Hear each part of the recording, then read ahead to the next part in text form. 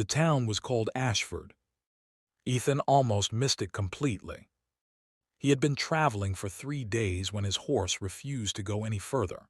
The animal was tired, the road was broken, and the nearest inn according to his map was another half-day away. So Ethan walked to the closest settlement he could find and hoped it had somewhere to sleep. What he found was barely a town. Maybe 40 houses, a broken well in the center, fields that hadn't been properly farmed in years, a few children playing in the dirt, old people sitting quietly outside their homes with expressions that had long since given up on expecting anything better. The only inn had 2 rooms and a roof that leaked when it rained. Ethan paid for a room and sat down at the inn's single table. The innkeeper, an older woman named Sira, brought him bread and soup without saying much. She looked like someone who had learned not to waste energy on conversations that wouldn't lead anywhere useful. But Ethan was curious by habit. He asked her how long the town had been like this. Sira paused. Then she sat down across from him, which surprised him a little. She said Ashford used to be different. 20 years ago it had markets. Traveling merchants stopped regularly. There were nearly 200 families living within a day's ride of the center. Then a flood came. Then a drought. Then the main road got rerouted further north and merchants stopped coming. People left one by one. The ones who stayed were mostly the ones too old to start over somewhere new. She said the town probably had 5 more years before the last family packed up and left. Ethan listened to all of this and didn't say anything right away. He just ate his soup slowly, looking at the table. Then he asked Sira if the town had any old records, maps, documents, anything left over from before the flood. She looked at him strangely. She said there might be some old papers in the storage room attached to the community hall. Nobody had looked at them in years. She wasn't sure anyone even remembered they existed. Ethan asked if he could look. She shrugged and handed him the key. The storage room was exactly what he expected. Dust, boxes, broken furniture pushed against the walls, rolled up papers that had been sitting in wooden tubes for so long the tubes had warped from moisture. Ethan spent the rest of the evening going through everything. Most people would have given up after an hour. Ethan worked until the candle burned down to almost nothing. What he found changed everything. Buried under a collection of tax notices and property disputes from 30 years ago was a map.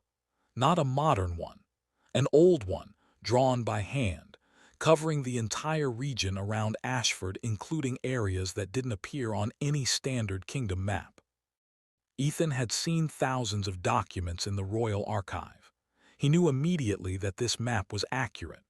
The style of measurement, the way elevation was marked, the symbols used for water, all of it matched survey techniques from about 80 years ago, which meant the map was made before the flood rerouted the river. He spread it out carefully on the floor. The original river path was clearly marked. And when he traced it, he noticed something that made him stop completely. The flood hadn't just damaged Ashford, it had buried something. According to the old map, there was a spring system underneath the eastern hill just outside of town, a natural underground water source that fed the original river. The flood had covered the entrance with sediment, which meant the water was still there. The next morning, Ethan found Sira before she started cooking breakfast. He asked her who in town was best at digging. She stared at him for a long moment. Then she called him strange and went to get a man named Bren. Bren was somewhere around 50, built like someone who had spent every year of his life doing physical work, and deeply suspicious of strangers who showed up asking odd questions. He stood in the inn doorway with his arms crossed and listened to Ethan explain what he had found on the map. When Ethan finished, Bren said nothing for several seconds. Then he said, "If there was water under that hill, someone would have found it by now." Ethan replied, "Not if nobody knew where to look." Bren didn't look convinced. But he also didn't have anything better to do. So he agreed to spend one morning digging in the location Ethan indicated on the old map. They found water before midday. Not a small trickle, a proper underground stream, cold and clean, pushing up through the opened ground with enough pressure to confirm it was connected to something much larger below. Bren stared at it for a full minute without speaking. Then he turned to Ethan and said, "Who are you exactly?" That was the moment things in Ashford started to change.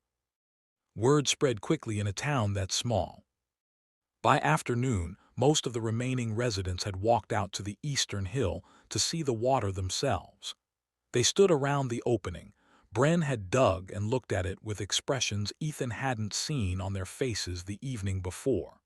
Over the following days, Ethan kept going through the old documents. The water source was only the beginning. The original map also showed the location of the old North Trade Road, not the rerouted one that bypassed Ashford, but the original path that had been the reason merchants stopped here in the first place. The rerouted road had been built because engineers assumed the original path was too damaged to repair after the flood. But Ethan found maintenance records from 50 years ago showing the original road had been mostly intact. The decision to reroute had been based on incomplete information.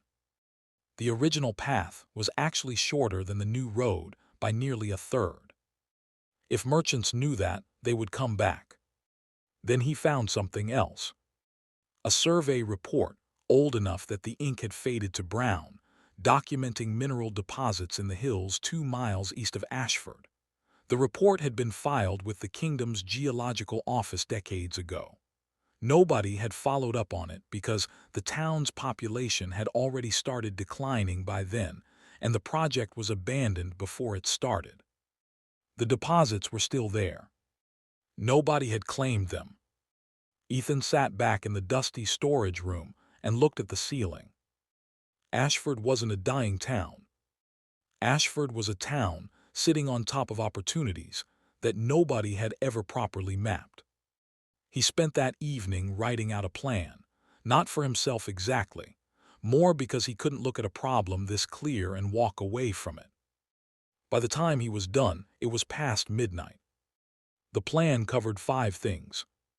Restore the water supply properly, not just the single opening but channel it into the town center where it could be used properly. Document the original trade road and send the measurements to merchants through legitimate channels. File a formal claim on the mineral deposits before someone else stumbled across the old survey. Use the mine income to fund basic repairs to the town's buildings and infrastructure. And build a proper archive. Not for nostalgia, because Ethan had just spent 3 days learning exactly what happens when a place loses its records. It loses itself. He went to Sierra the next morning and showed her the plan. She read it slowly, then she read it again. Then she said, "This would take years." Ethan said, "Most things worth doing do." Sierra was quiet for a moment. Then she looked at him with the kind of expression that comes from spending a long time being disappointed and suddenly being offered a reason not to be. She said she would talk to the other residents. That afternoon, every person still living in Ashford sat together in the community hall for the first time in years. Ethan stood at the front and explained what he had found. Nobody interrupted him. When he finished, a woman near the back asked, "Why are you doing this? You're not from here."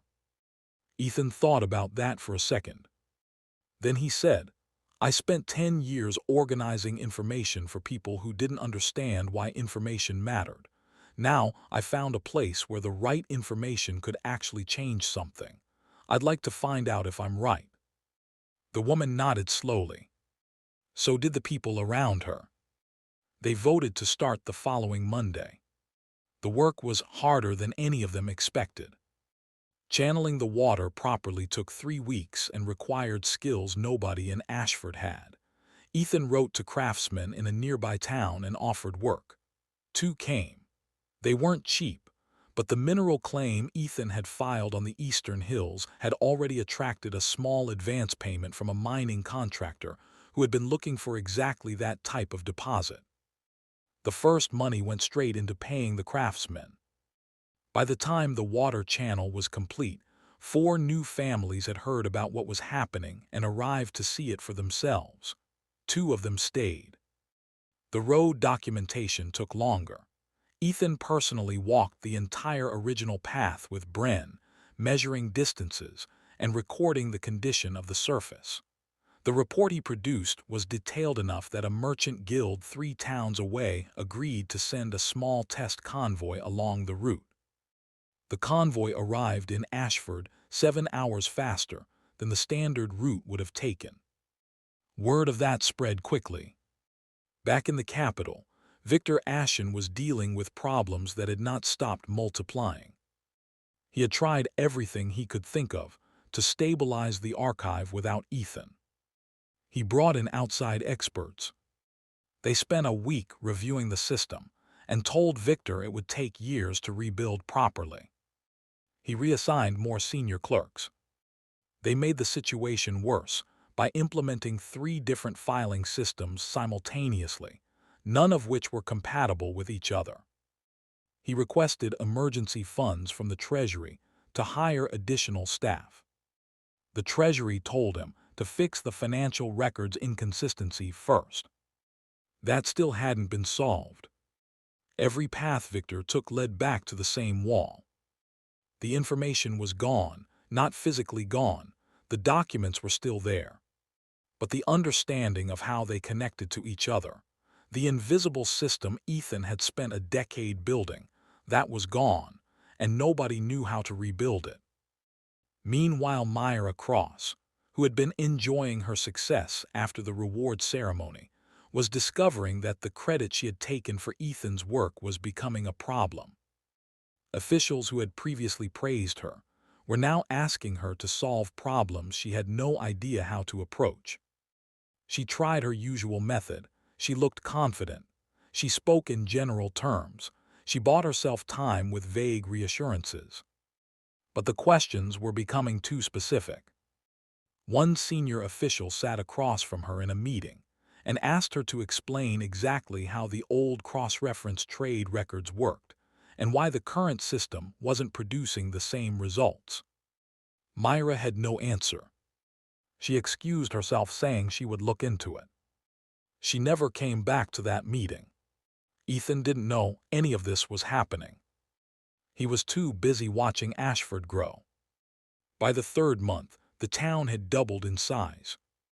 A small market had appeared near the water channel.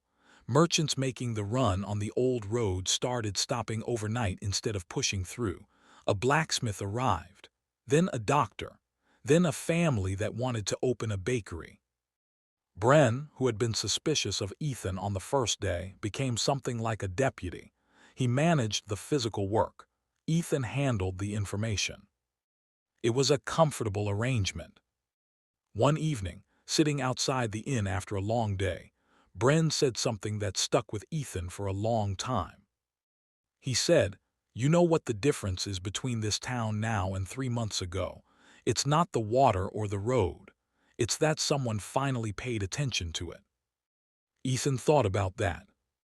He thought about 10 years of work in the archive, thousands of documents, every trade route and military report and engineering plan carefully organized and cross-referenced. All of it ignored by the people who should have valued it most. He thought about the wooden token. Then he looked at the town around him. Lights in windows that had been dark when he arrived. Children running between houses. The sound of hammering from the new building going up on the eastern side of the market. He decided he was fine.